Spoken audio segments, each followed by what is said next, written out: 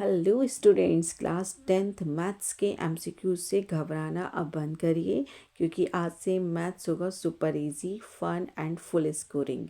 Okay, अगर आप चाहते हैं बोर्ड एग्ज़ाम में एमसीक्यूज़ बिना मिस्टेक सॉल्व करना, कॉन्सेप्ट को एकदम क्लियर समझना और मैथ्स में फुल कॉन्फिडेंस लाना, तो आप बिल्कुल सही जगह पर हो। मैं हूँ आपकी मैथ्स वाली टीचर और आप देख रहे हैं मैथमेटिक्स इज मौज। तो चलिए बिना टाइम वेस्ट किए आज के सुपर इम्पोर्टेंट एमसीक्यूज स्टार्ट करते हैं। Let's begin, but before that अगर आपने चैनल को सब्सक्राइब नहीं किया है, आप न्यू स्टूडेंट हैं, तो प्लीज़ चैनल को सब्सक्राइब करें और वीडियो एंड तक ज़रूर देखें। ओके, और अगर आपने सब्सक्राइब कर रखा है देन उसके लिए thank you so much.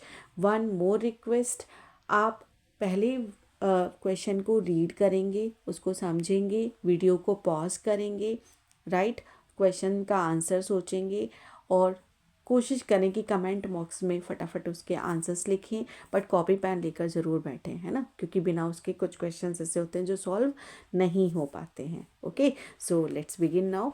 Question number 21।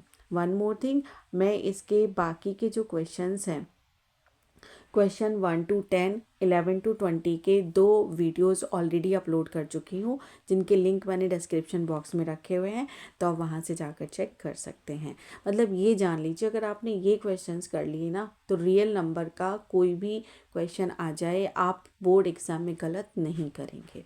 चलिए, क्वेश्चन नंबर 21 है 7 इंटू 11 इंटू 13 प्लस 6। ठीक है, ये क्वेश्चन हमें दिया हुआ है और बताना है कि ये क्या है, प्राइम नंबर है, कॉम्पोजिट नंबर है, इवन नंबर है, या इनमें से कोई भी नहीं है। तो उसके लिए हमें पहले इसको सॉल्व करना होगा। 7 इंटू 11 इंटू 13 प्लस का 6। देखो, जब 7 इंटू 11 इंटू 13 को आप मल्टीप्लाई करेंगे then you will get 1001 plus का 6 कितना आ जाएगा, ये 1001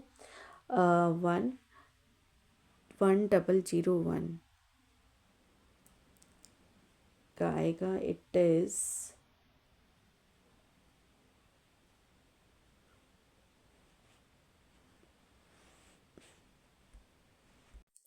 ये आएगा 1007। और 1007 को जब हम फैक्टराइज करेंगे तो ये मिलेगा 19 मल्टीप्लाई बाय 53। तो देखो बच्चों, अगर केवल 1007 को हम देखते हैं तो उस हिसाब से ये सिर्फ एक ऑड नंबर बनता है। ऑड नंबर यहाँ है नहीं, क्योंकि ये डिवाइड हो चुका है, किससे, फैक्टर्स आ चुके हैं 19 एंड 53, तो ये प्राइम नंबर तो रहा नहीं, इवन नंबर ये है नहीं, नन में से ये आएगा नहीं, क्योंकि ये नंबर 2 से ज़्यादा फैक्टर रखता है ना। तो ऐसे नंबर्स क्या कहलाते हैं, कॉम्पोजिट नंबर। तो क्वेश्चन नंबर 21 के लिए जो ऑप्शन बी है वो करेक्ट हो जाएगा। नाउ 22 क्वेश्चन दिया हुआ है कि if p raised to power n equals to a multiply by 5 raised to power p, for p to and bit digit 0 a must be for any natural number। क्या होना चाहिए, p की value क्या होनी चाहिए? तो इसके लिए आंसर है बेटा एनी इवन नंबर, कोई भी इवन नंबर होना चाहिए। देखो क्यों होना चाहिए नंबर, a मल्टीप्लाई बाई 5 की पावर p है, तो ये रिटर्न हमेशा कैसे सॉल्व होगा, 0 से एंड होना चाहिए। तो 5 के साथ में या तो 2 हो या 4 हो या 6 हो, कोई भी नंबर हो, आप उठा के देख लो, 2 4 6 8 में से कोई भी नंबर आप लेंगे तो आपको यूनिट प्लेस पे क्या मिलेगा, 0 मिलेगा। फिर उसकी पावर कितनी भी हो, हमेशा वो हमें 0 ही रिटर्न करेगा। ठीक है। Now question number 23, the HCF is always multiple of LCM और factor of LCM divisible by LCM, option A and C both. Pause the video and choose the correct option and अपना answer comment box में लिख दीजिए। ठीक है, लिख दिया? Okay, now चलो चेक करते हैं। इसका आंसर बेटा बी होगा, factor of LCM. Factor of LCM क्यों होगा, क्योंकि HCF एलसीएम को हमेशा एग्जैक्टली डिवाइड करता है। ठीक है। नाउ क्वेश्चन नंबर 2, दिया हुआ है the ratio of HCF to LCM of the smallest composite number. तो जो स्मॉलेस्ट कॉम्पोजिट नंबर होता है दैट इज़ बेटा 4। ठीक है, 1 हो गया स्पेशल नंबर, 2 हो गया प्राइम नंबर, 3 हो गया ऑड नंबर, 4 हो गया कॉम्पोजिट नंबर। कैसे? क्योंकि 4 के हमारे पास कितने फैक्टर्स आ रहे हैं, एक तो 4 खुद हो गया, एक ये 1 से डिवाइड होता है, एक ये 2 से डिवाइड होता है। तो a number which has more than 2 factors are called composite number. Now what is the smallest prime number, that is बेटा 2। तो अब हमें रेशियो निकालना है HCF एंड LCM का। अब इन दोनों का जो HCF बनेगा वो आएगा 2 एंड जो LCM होगा वो आएगा 4। कैसे? देखो 4 के फैक्टर्स करो, 2 मल्टीप्लाई बाई 2, 2 के तो है ही 2। अब मुझे अगर HCF यहाँ से निकालना हो तो एक ही फैक्टर कॉमन है दैट इज़ 2, और अगर मुझे LCM निकालना हो तो 2 की हाईएस्ट पावर मतलब 2, तो दैट इज़ 4। ओके, तो रेशियो कितना बना, 1:2। क्वेश्चन नंबर 24 के लिए जो हमारा ऑप्शन ए है वो करेक्ट हो जाएगा। नाउ क्वेश्चन नंबर 25, उसने पूछा है if p is a positive rational number which is not a perfect square then -√p क्या होना चाहिए। अगर परफेक्ट स्क्वायर वो नहीं है तो -√p एक कैसा नंबर होना चाहिए। Okay, so please pause the video and right your answer in comment box. बेटा ये होना चाहिए इरेशनल नंबर। ठीक है, 25 का ऑप्शन सी करेक्ट हो जाएगा। नाउ क्वेश्चन नंबर 26, 2 -√5 एक कैसा नंबर है। ये पहले भी शायद क्वेश्चन आ चुका है, कोई बात नहीं। 2 -√5 एक कैसा नंबर है। देखो अगर हम किसी भी रेशनल नंबर में कुछ प्लस करें या माइनस करें तो जो रिटर्न वैल्यू है वो हमेशा एक इरेशनल नंबर ही मिलेगा। Is it clear? अगर हम इसमें कोई भी रेशनल नंबर या इरेशनल नंबर कुछ भी ऐड करें या सब्ट्रैक्ट करें तो इरेशनल नंबर में कुछ भी ऐड हो या सब्ट्रैक्ट हो तो हमें रिटर्न में वैल्यू जो मिलती है वो हमेशा एक इरेशनल नंबर ही मिलती है। तो यहाँ से इसका 26 क्वेश्चन का ऑप्शन डी करेक्ट हो जाएगा बेटा। नाउ क्वेश्चन नंबर 27, देखो दिया है क्वेश्चन, पहले बहुत ही प्यार से क्वेश्चन को रीड करो। उसने बोला है the number given below which always ends with digit 6 for all natural numbers n। ऐसा कौन सा नंबर है जो हमेशा 6 डिजिट के साथ में एंड होगा। तो देखो 4 की पावर n है तो मल्टीप्लाई करके देख लेते हैं। 4 को मैंने अगर एक बार 4 से मल्टीप्लाई किया तो 16 आया। ठीक है, अब मैं 16 को फिर से 4 से मल्टीप्लाई करती हूँ तो कितना आ जाएगा, 64 आ जाएगा।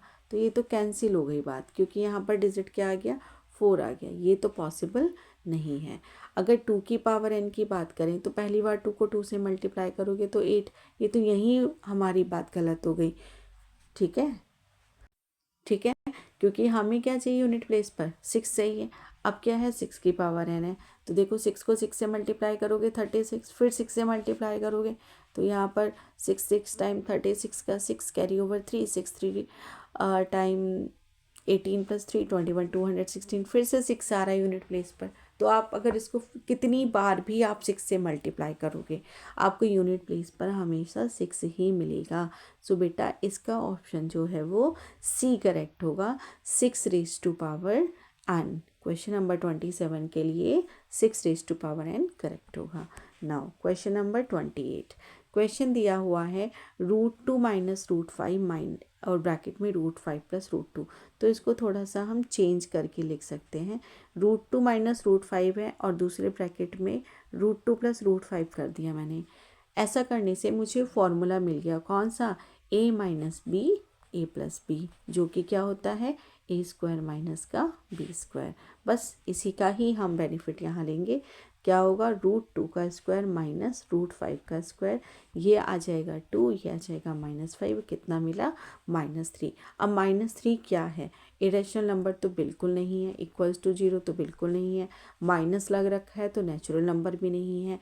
तो ये क्या बन जाएगा, rational number. Okay, so question number 28 के लिए ऑप्शन ए करेक्ट होगा।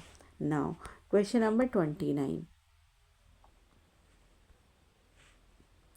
दिया हुआ है, if two positive integers P and Q, कुछ इस तरीके से हम दिखा सकते हैं जहाँ पर A and B are prime numbers, then LCM आपने निकालना है। ओके, तो देखो पी दिया हुआ है 18a² B raise to power 4, तो इसको फैक्टर कर ले रहे हैं 2 इंटू 3 इंटू 3, है ना, 2 3 6, 3 टाइम्स 18 और a² B raise to power 4।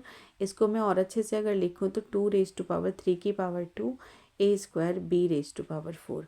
अब q को लिख लेते हैं, 2 5 टाइम्स 10 होता है, 10 टाइम्स 10 2 टाइम्स क्या होगा 20 हो जाएगा, तो 2 2 टाइम्स 4 5 टाइम्स 20 a³ b²। इसको थोड़ा और ठीक से लिखते हैं तो 2 raise to power 2 5 a³ b²। अब बेटा जी उसने निकलवाया क्या है, एलसीएम हमसे पूछा है इसका, राइट।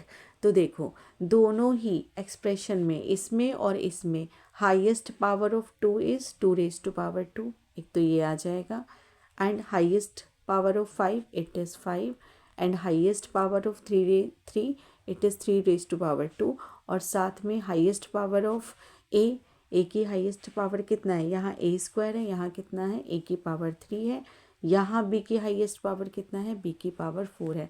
अगर इन सब को हम मल्टीप्लाई करें तो कितना बनेगा, 2 2 टाइम्स 4 4 5 टाइम्स 20, और यहाँ पर 3 3 टाइम्स कितना हुआ 9, और 20 मल्टीप्लाई बाय 9 180, और साथ में आ जाएगा a³ b की पावर 4।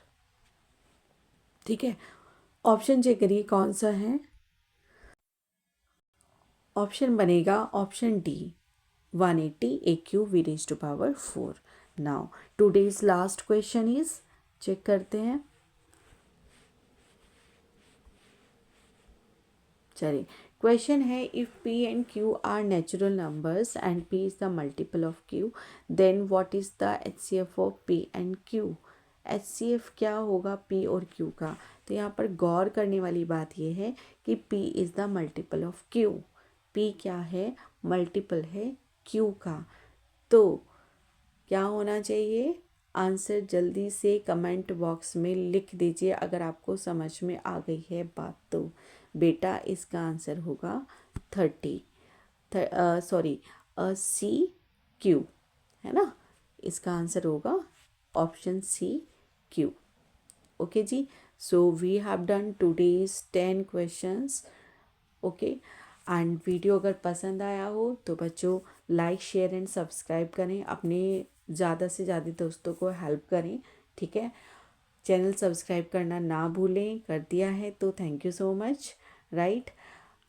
अगले किसी वीडियो में मैं मिलती हूँ। अभी मुझे इसके 50 MCQs आपको कराने हैं, 30 तक हम लोग कर चुके हैं, अगले 20 में ऐसे ही 10 के पार्ट्स में आपको शेयर करूँगी। Keep supporting, keep watching and do hard work, because hard work page you back. ठीक है, तो जितना मेहनत अभी कर लेंगे उतना अच्छा रिजल्ट आपको एग्ज़ाम में मिलेगा। सो मेरे प्यारे बच्चों, wish you good luck, thank you so much, bye, have a nice day.